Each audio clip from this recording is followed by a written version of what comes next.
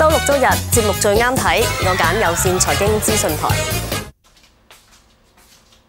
退咗休嘅陳生，後生嗰陣喺地盤做嘢，佢話當時試過跌親都冇認真處理，3年前開始發現腰骨以至右腳都出現痹痛。發作嗰陣時就好痛到好犀利嘅，咁我咧就係右手邊就痛咯，即係腳咧由個腰嗰度一路扯到落去個腳板底咯，即係痛到咧就好似係個鬧鐘咁，個零鐘頭就要喐喐㗎，你瞓覺都唔得嘅。雖然確診椎間盤突出，要盡快開刀，但係陳生就好怕做手術，決定用拖字訣，希望以各種非手術治療減輕痛楚。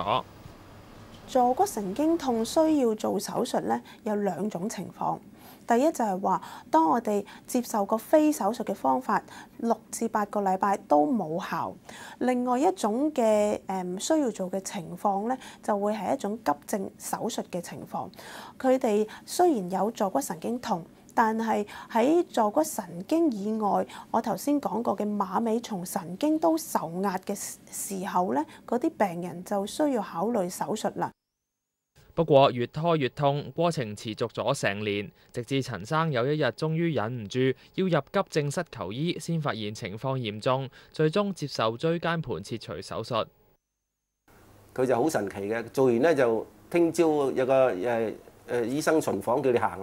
即刻行到咯，就唔痛。手術後，陳生明白健康得來不易，所以出院冇耐，亦都決定退休，做多啲運動幫助康復。